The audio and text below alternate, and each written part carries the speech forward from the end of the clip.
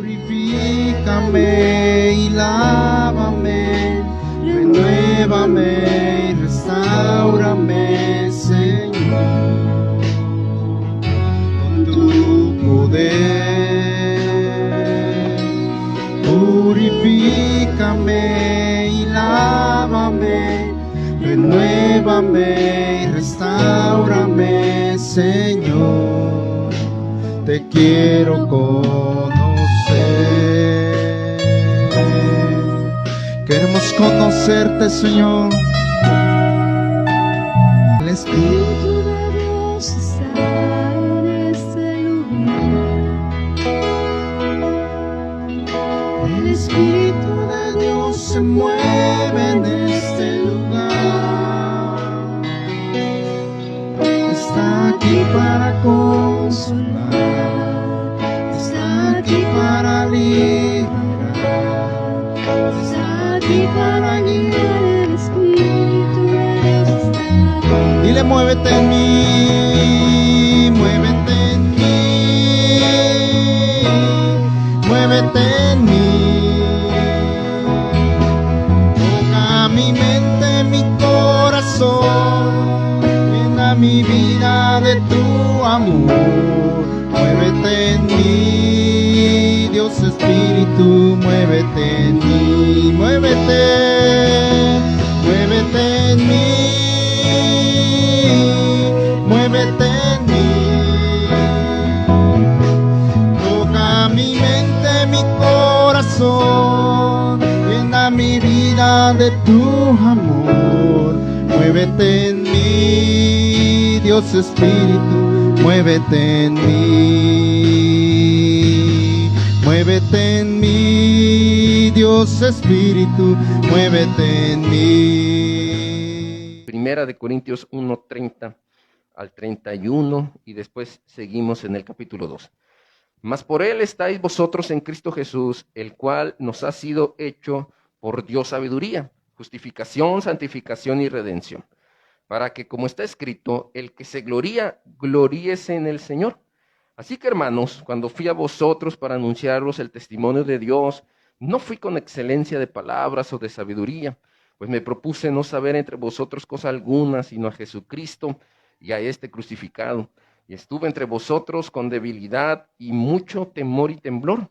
Y ni mi palabra ni mi predicación fue con palabras persuasivas de humana sabiduría, sino con demostración del Espíritu y de poder, para que vuestra fe no esté fundada en la sabiduría de los hombres, sino en el poder de Dios. Señor, esta es tu palabra, somos tus hijos, soy tu siervo. Habla, que estamos listos para escuchar tu consejo.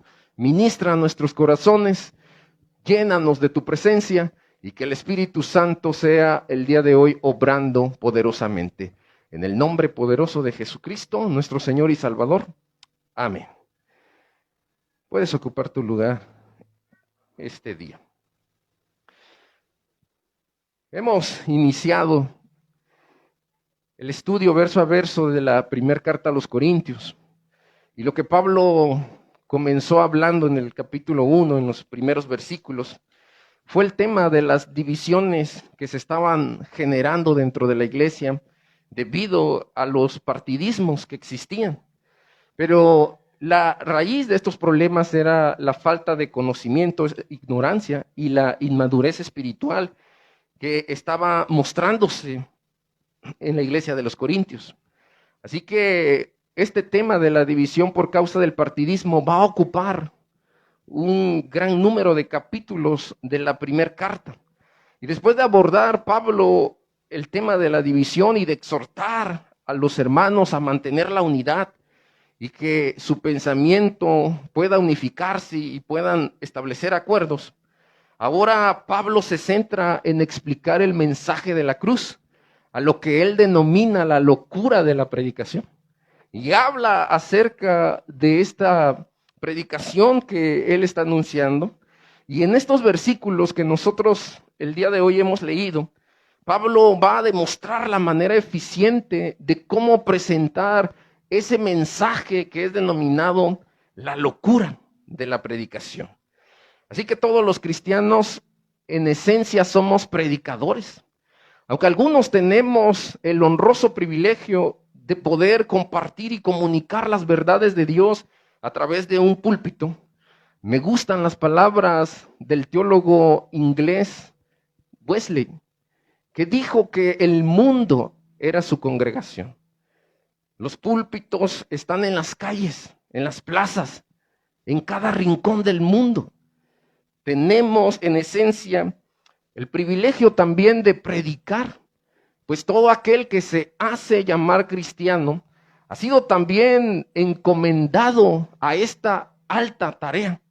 Tenemos la responsabilidad de predicar, aunque no todos tengan esa misma responsabilidad de hacerlo desde un púlpito.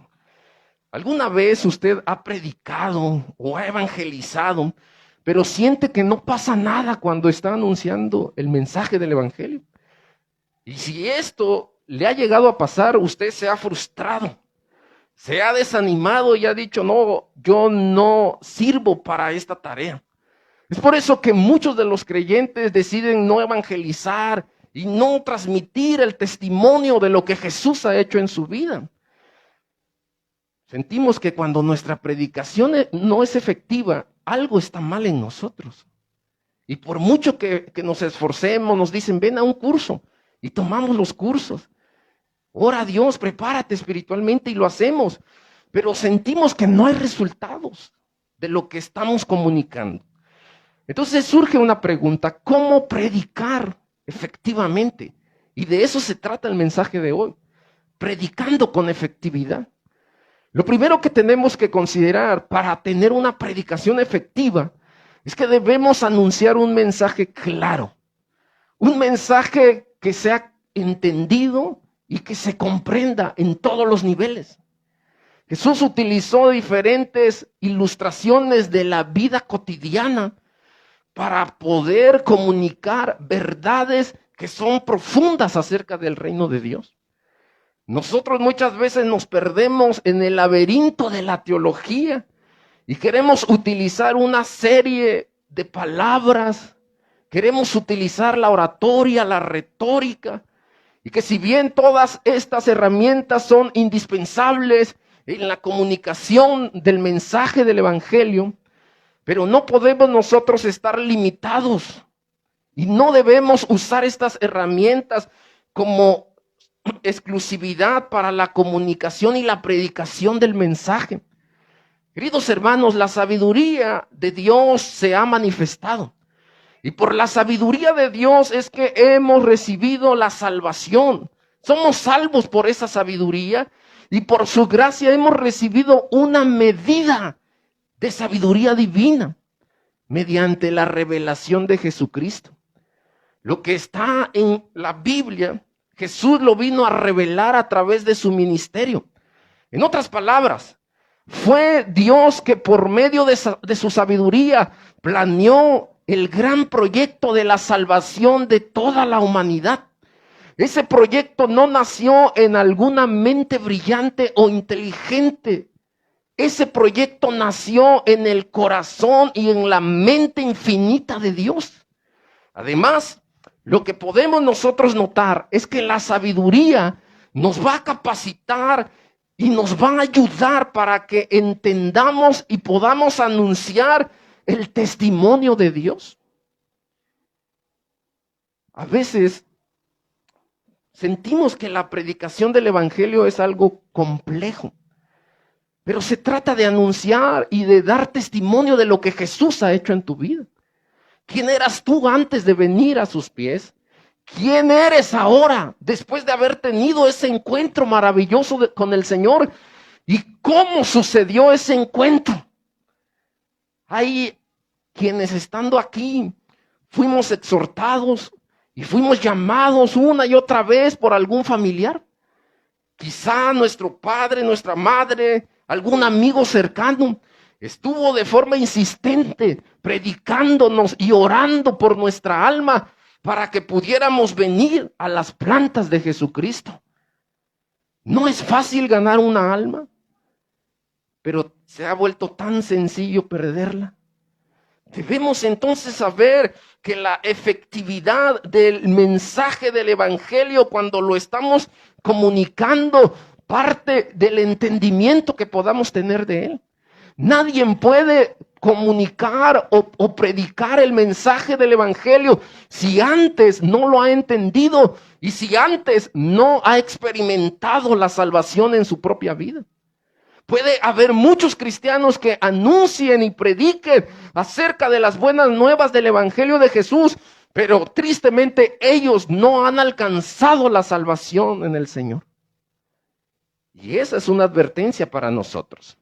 Pero gloria a Dios que nosotros somos salvos en Él, que por gracia del Señor y por medio de la fe en Cristo hemos alcanzado y recibido la salvación que Dios nos ha prometido. El cristiano cree que maneja a la perfección el tema de la salvación. Sin embargo, cuando tiene que explicar de qué se trata la salvación, comienza a dudar acerca de ese tema esencial. No sabe por qué camino ir, ni qué palabras utilizar. No sabe de qué manera decir que ha sido salvo. La gente pregunta de qué eres salvo. Somos salvos de la ira venidera de Dios y de la ley y del castigo que el pecado tiene sobre los que viven aún en esa condición. Porque para los que están en Cristo hay vida. Pues Dios es un Dios de vivos y no de muertos. Pero el que está en el pecado está en una condición de muerte. Pero en el Señor hemos alcanzado la vida, queridos hermanos. Hay vida en Cristo. Hay vida en Jesús. Y porque vivimos, hermanos, el día de hoy podemos alabarle. Y porque vive el Señor, vivimos también nosotros. Si el Señor no hubiese resucitado, no hubiese vida espiritual. Pero Él resucitó y venció a la muerte. Avergonzó al diablo, avergonzó a las huestes de maldad, triunfando sobre ellos públicamente en la cruz. Así que la sabiduría de Dios se habrá de manifestar en tres aspectos. Y el pasaje señala la justificación, la santificación y la redención. La justificación es el acto de ser presentados delante de Dios como inocentes. Cargamos con la culpa del pecado, pero ahora al creer en Jesús por medio de la fe, Dios nos ha tomado como inocentes. Somos libres de toda culpabilidad. Además, la santificación es ese proceso maravilloso a través del cual somos limpios, sin mancha, sin arruga, sin defecto alguno. Y esa es la obra de Dios mediante la sangre derramada en la cruz del Calvario. Es esa preciosa sangre que nos ha limpiado. Así los himnólogos capturan ese momento maravilloso que describe Isaías en su profecía. Y dicen los himnólogos, preciosa sangre, oh radual que va a limpiar y a purificar el ser nuestro. Y de ahí parte la frase, la sangre de Cristo tiene poder. Y tiene poder para redimir los pecados, para limpiarnos de toda maldad. Es poderosa esa sangre. Y vemos entonces que la redención es la libertad que hemos obtenido. Y la libertad que hemos recibido y obtenido mediante Jesús tiene un alto precio. Su muerte en la cruz. Él se dio, Él se entregó. Él no escatimó. Él derramó hasta la última gota de sangre en la cruz, en el madero. Así que nadie puede alabarse, nadie puede jactarse de la salvación que ha recibido. Si alguien se alaba a sí mismo, necesita entender que debe darle la gloria a quien la merece, porque la gloria no es suya. Y el versículo 31, Pablo está utilizando una paráfrasis de Jeremías 9:24 que dice, más bien alábese en esto el que se alabe, en entenderme y conocerme que yo soy Jehová, que hago misericordia, juicio y justicia en la tierra, porque estas cosas me agradan, dice Jehová. Lo que encontramos en las paráfrasis que Pablo usa de la porción del profeta Jeremías es que si algo podemos presumir en la vida, es que Cristo está en el centro de ella.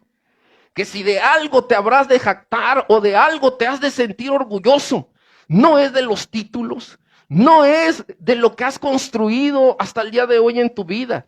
Si algo vas a presumir y vas a gritar a los cuatro vientos es que Jesucristo es el Salvador de tu vida, de que Jesucristo lo ha llenado todo, te ha rescatado de la condenación.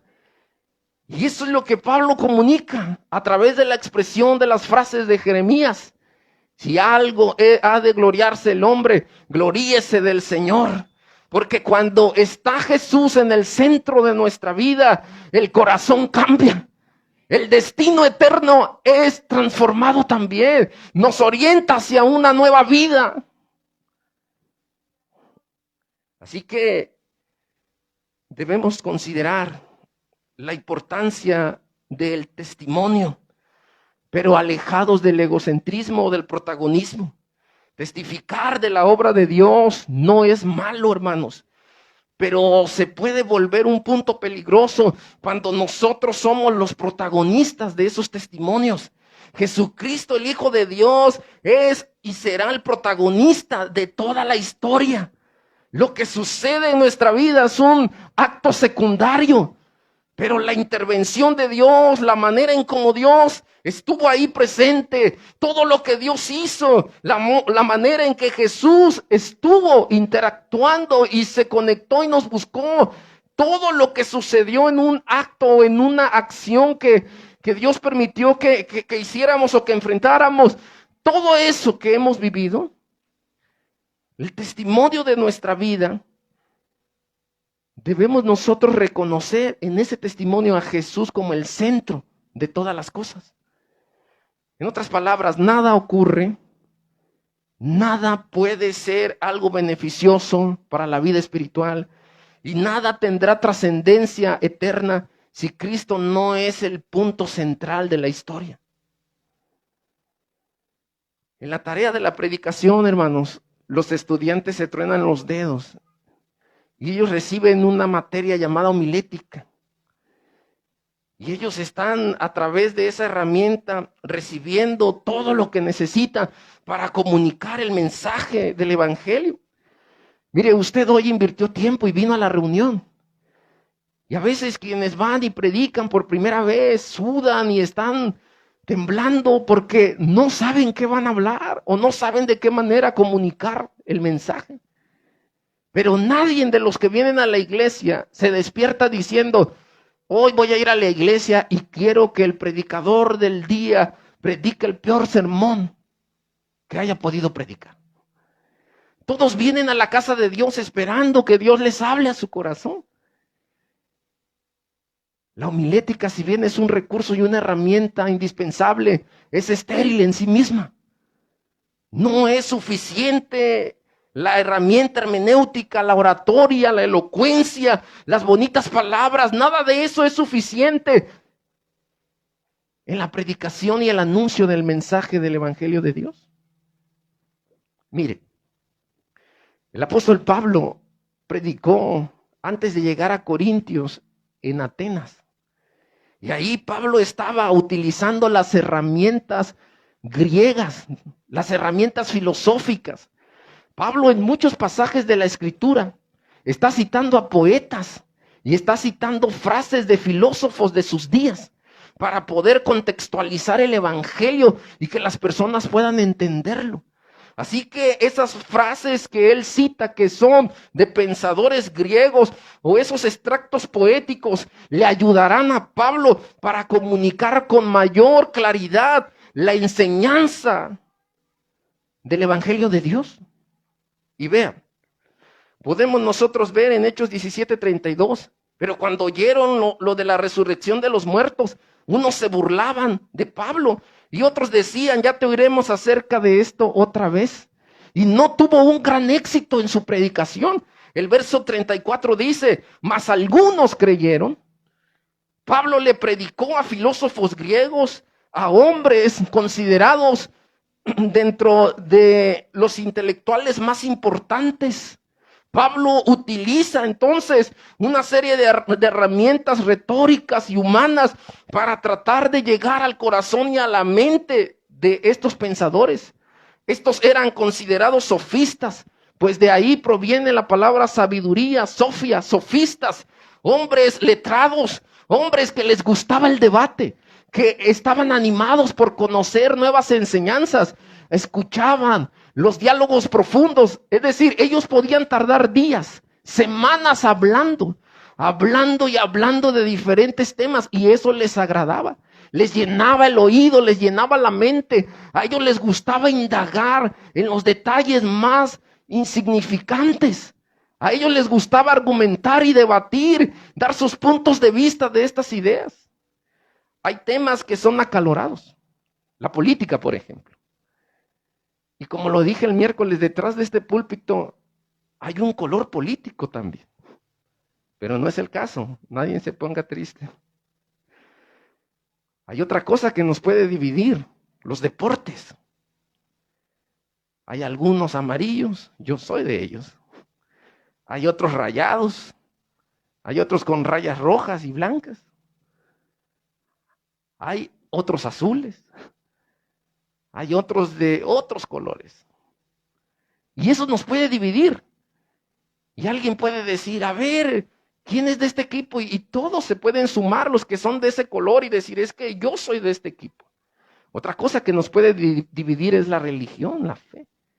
Si tú estás en tu casa con tu familia y ahí hay distintas expresiones de fe y tú le hablas acerca de Dios, de su amor, de que se arrepientan, hay algunos que van a decir, ya vas a empezar. Hay otros que ya ni siquiera te invitan a las fiestas porque saben que les vas a hablar de Dios. Hay otros que te van a censurar en tu propia casa, te van a censurar, en tu propia familia. Y a veces decides mejor guardar silencio y decir, vengo en son de paz. Y no voy a hablar nada, solo cosas familiares. Porque estos temas pueden llegar a dividir. Y estos griegos, estos sofistas, les encantaba eso. Dar sus puntos de vista, hablar, decir, debatir en distintos temas. Pero este tema era crucial porque tenía que ver con el destino eterno de las almas.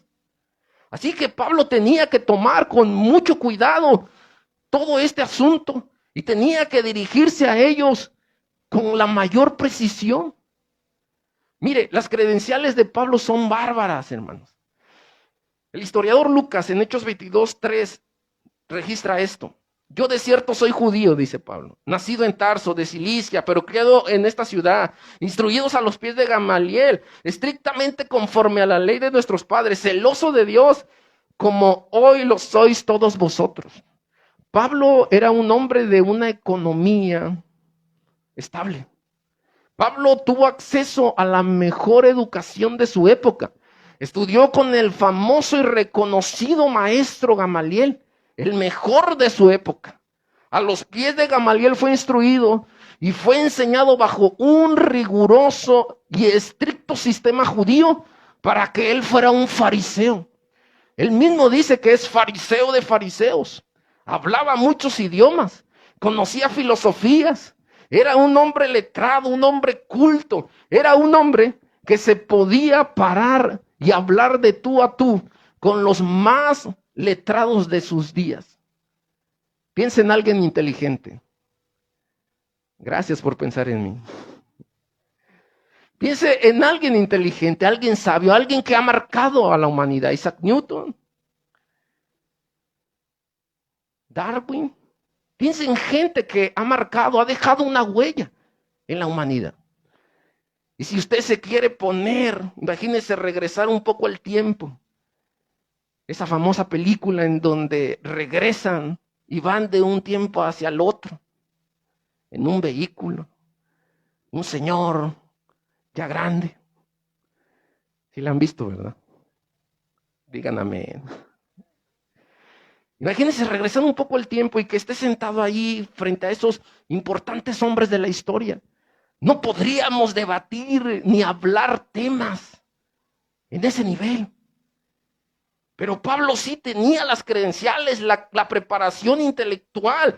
Pero lo más impresionante de Pablo es que tenía la capacidad de separar las filosofías del mensaje de salvación. Pues no quería que el mensaje se contaminara.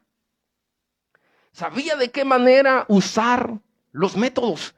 Utilizó una metodología en Atenas, Utilizó las herramientas cultas de los griegos, habló a su pensamiento, pero ahora utiliza un método más sencillo y apunta hacia la cruz. El mensaje es más claro, es más simple, es simplificado, pero no deja de ser profundo. No deja el mensaje atrás los beneficios que estos nos pueden dar. Los griegos, mire, al igual que muchos hombres, hermanos, de nuestros días, buscan entender a Dios por medio de la investigación, del análisis, de la razón, por medio de la educación elevada. Muchos intentan poder estudiar a Dios, su pensamiento. Y quiero aclarar que no es malo el estudio intelectual, pero sí es necesario tener un equilibrio espiritual. A Dios nadie lo va a entender a través del estudio ni la razón, pues a Dios se le va a entender a través de la enseñanza y de la revelación que el Espíritu Santo nos ha dado, pues tenemos un espíritu regenerado. En otras palabras, quien va a entender a Dios son aquellos que somos parte del reino de Él, que hemos sido salvos, porque a Dios se le busca en espíritu, a Dios se le va a buscar en verdad. Somos seres espirituales, entonces el Espíritu de Dios viene a nosotros y nos regenera. Eso significa, nacemos de nuevo, somos una nueva criatura, una nueva persona. Tú tienes una nueva identidad, eres alguien nuevo. Y a Dios se le va a entender por las palabras del Espíritu. Pues en Juan 6:63 dice que la palabra que Jesús ha hablado es Espíritu. Así que a través de la palabra el Espíritu nos va a enseñar. Hermanos, ¿cómo lograr entonces ese equilibrio entre lo intelectual y lo espiritual? Mire, la gente dice que la mucha letra mata. Así dice, no estudies porque la mucha letra mata. Eres pastor, pues ya, y lo que Dios te dé y no te prepares. No es lo que aquí Dios nos está enseñando. Eso es poder fomentar la irresponsabilidad. No se trata de eso. Lo que Pablo está diciendo es que necesitamos nosotros buscar a Dios mediante el Espíritu. Si la gente que lo busca mediante el intelecto, su pretensión es conocer a Dios y ver las evidencias de Dios. Hermanos, Dios no necesita mostrar evidencias ni credenciales, pero nos ha mostrado tantas maravillas y tantas evidencias que podemos dar testimonio de que Dios es real, de que Dios existe en realidad y que Dios está vivo. Miren, las palabras que Pablo utiliza aquí son 3 palabras: debilidad, temor y temblor. Y esto se puede resumir en una palabra, que es humildad. Así que para anunciar, hermanos, para tener un anuncio de un evangelio que pueda ser efectivo, de una predicación que sea efectiva, lo que nosotros necesitamos es anunciarlo con claridad, pero también con una actitud correcta. Es predicar de forma correcta. Mire, Pablo, lo que nos muestra aquí el pasaje es que él era un hombre fuerte en sus cartas, exhortaba, y la figura de Pablo parecía de dureza. Pero cuando Pablo se presentaba, los historiadores dicen que era bajito, era calvo, y ¿se acuerdan cuando llegué a Iguala? Era muy delgado, muy flaquito Pablo. Y físicamente parecía que era un hombre frágil, débil. Pero cuando Pablo hablaba, cuando Pablo enseñaba, cuando Pablo oraba, ese no era Pablo. Era alguien que estaba operando a través de Pablo. La gente quedaba perpleja, maravillada. Llegaba el predicador del momento, Pablo. Pero cuando Pablo disertaba, era el mismo Espíritu quien estaba obrando. Él dice que llegó con temblor, con temor. Miren, lo que el registro de Hechos nos enseña acá en el libro de Hechos es interesante, porque vea, Pablo había sufrido, persecución, encarcelamiento en Filipos, lo echaron de Tesalónica. Se cree que Pablo tenía un problema visual, según Gálatas 6. En 2 Corintios 12 dice que Pablo estaba con un aguijón en la carne, tenía un aguijón en su cuerpo. Y vea, todo esto lo estaba debilitando. En 2 Corintios dice que la gente de la iglesia estaba chismeando en contra de él. El desprecio en Atenas, Hechos 16, Hechos 17, cuando se burlaron de él, lo despreciaron. Todo esto contribuyó para que él se debilitara. Pero vea el pensamiento de Pablo. En 2 Corintios 12, 9, 10 dice, cada vez él me dijo, mi gracia es todo lo que necesitas, mi poder actúa mejor en la debilidad. Así que ahora me alegra jactarme de mis debilidades. Estaba orgulloso de ser débil para que el poder de Cristo pueda actuar a través de mí. Es por esto que me deleito en mis debilidades. Lo disfrutaba. Y en los insultos, en privaciones, persecuciones y dificultades que sufro por Cristo. Pues cuando soy débil, entonces soy más fuerte. Llegó con debilidad. Y la palabra que se utiliza aquí, temblor. Lo que aquí está refiriendo este pasaje, temblor y temor, es que él sabía que su misión era una misión sagrada. Él tenía una especie de ansiedad, un deseo incontenible de poder predicar el evangelio. Lo que vemos aquí como temor y temblor es el deseo de Pablo por comunicar lo antes posible el mensaje de Dios con claridad. Pues el mensaje del evangelio, hermanos, es, somos pecadores, arrepiéntete por los pecados, busca al Señor a través de la fe en Jesucristo y el Señor te tomará como su hijo. Ese es el mensaje del evangelio, de salvación que predicamos. Así que Pablo no se queda en la comodidad, no tiene exceso de confianza, no pierde la reverencia al predicar el evangelio. Y vea, estas palabras que vemos aquí, temor y temblor, están respaldadas por lo que el mismo Pablo señala. Pues si no anuncio el evangelio, no tengo de qué gloriarme, porque me es impuesta esa necesidad. Y ay de mí si no anunciar el evangelio. Así que lo que vemos acá es una ansiedad. Cuando a usted le da ansiedad por comer, cuando tiene ansiedad y no puede dormir, cuando le da ansiedad y tiene así un deseo incontrolable por estar haciendo algo que le daña en su cuerpo. A Pablo le dio ansiedad. Él tenía ansiedad por predicar. Él no podía estar quieto. Pablo no podía dejar de hablar el mensaje y por eso dijo, ay de mí si no anuncio el evangelio de Dios. Él quería estar predicando el mensaje del Señor.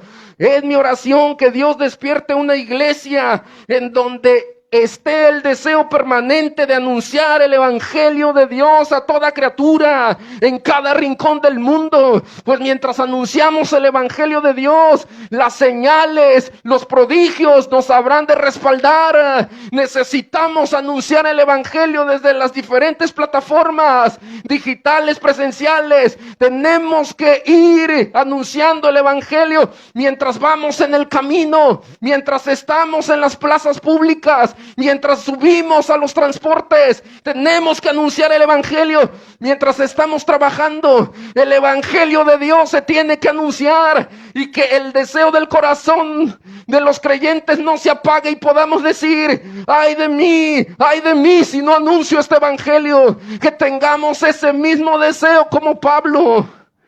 Y si alguna ansiedad cabe en nosotros, que sea esta misma ansiedad de no poder callarnos por anunciar el evangelio.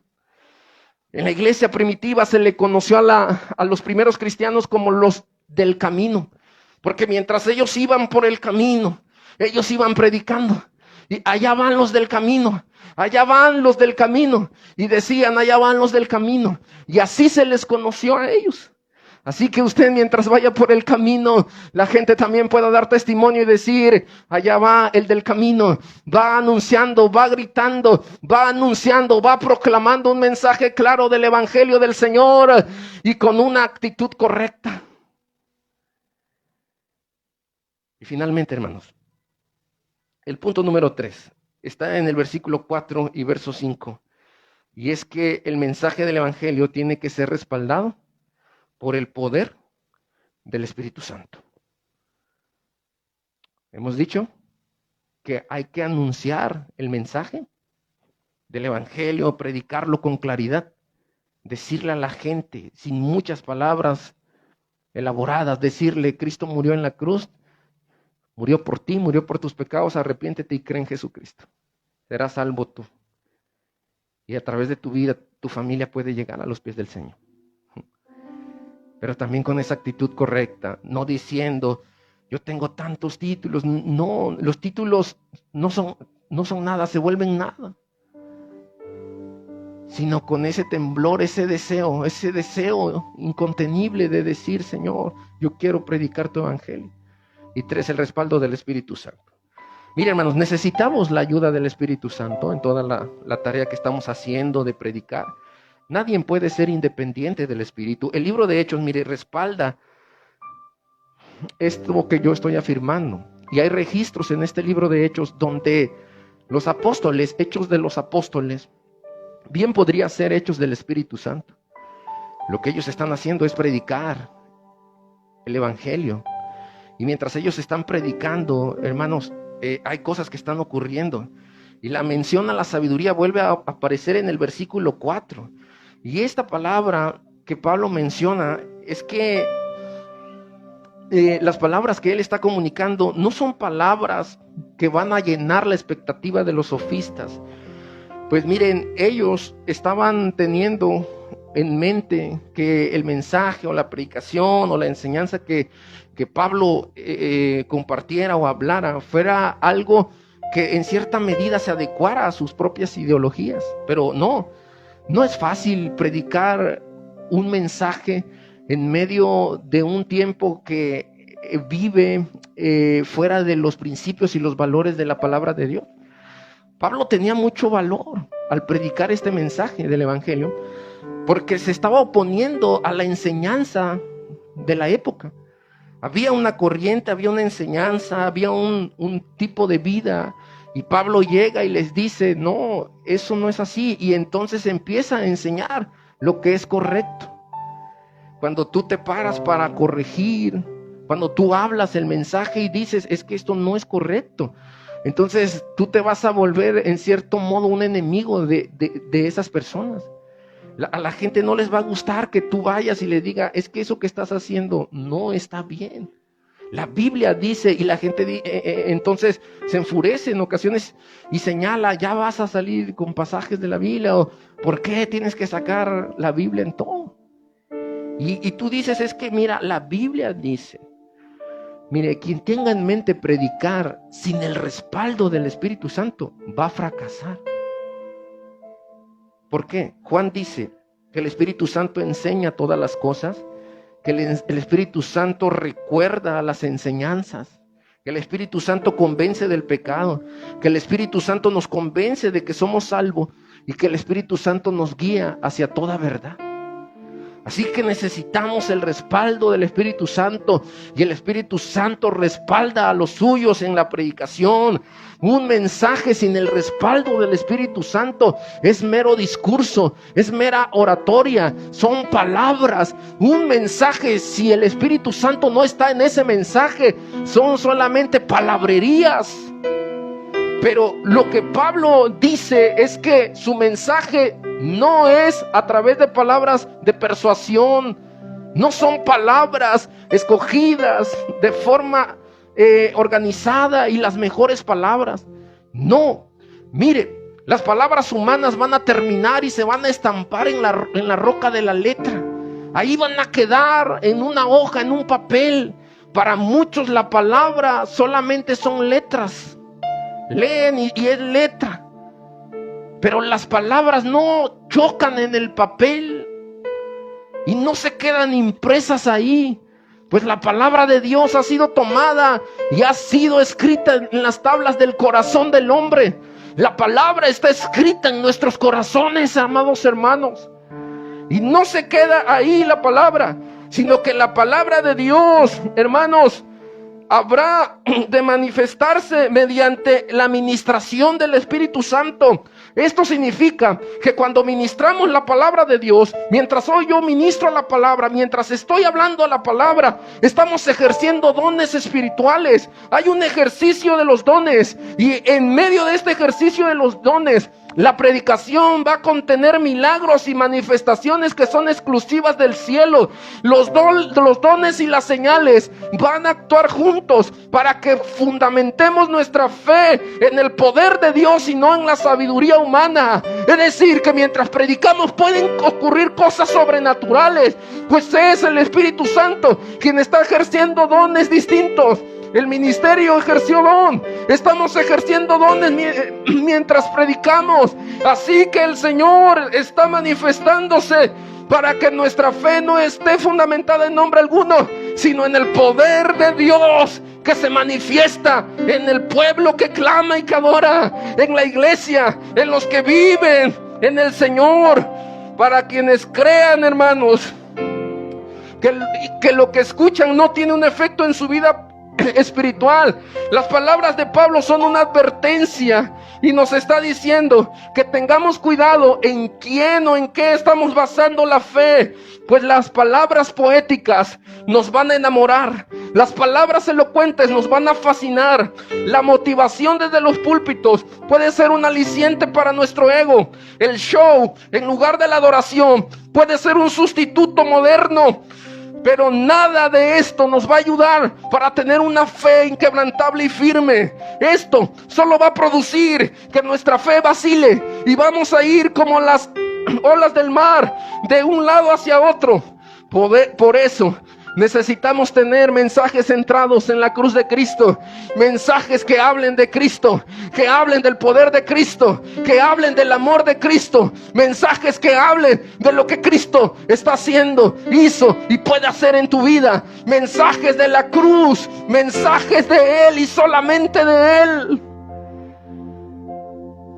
Finalmente, la predicación es la tarea que Dios le confió a usted, hermano, y que los ángeles quisieran hacer. Me la confió a mí, te la confió a ti, querido hermano de la transmisión.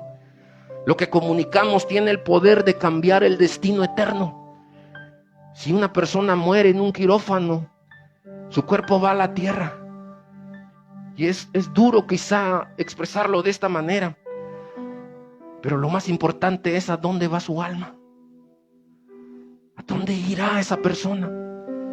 Si un contador se equivoca, una empresa puede quebrar. Si alguien, un profesional, hace mal el trabajo, algo puede estar mal, pero se puede corregir. Pero si alguien predica el evangelio y no es el evangelio de Jesús, y es un evangelio distorsionado, ¿a dónde va a ir esa alma? Lo que comunicamos tiene el poder de cambiar a personas, hermanos. Predica de manera comprensible, y como el pastor Tozer dijo, a menos que no entiendas la condena de Pilato y el infierno de Pilato, nunca podrás entender la cruz de Jesús. Debemos predicar con actitud correcta, bajo la unción y el respaldo del Espíritu Santo. Predica, hermanos, la palabra. No tienes nada que hacer sino el salvar almas. Por lo tanto, pasa y gasta en este trabajo tu vida. Ve a los que te necesitan, y no solo a los que te necesitan, sino a los que te necesitan más. No es un asunto de predicar tantas veces y de cuidar la sociedad, de la sociedad esto y aquello. Hermanos, se trata de salvar tantas almas como sea posible, atraer a muchos pecadores como sea posible al arrepentimiento. Se trata de que podamos ser esos instrumentos de Dios para la predicación efectiva del evangelio del Señor. El evangelio del Señor es poder, es vida, y el evangelio de Dios es una buena noticia en medio de malas noticias. Predica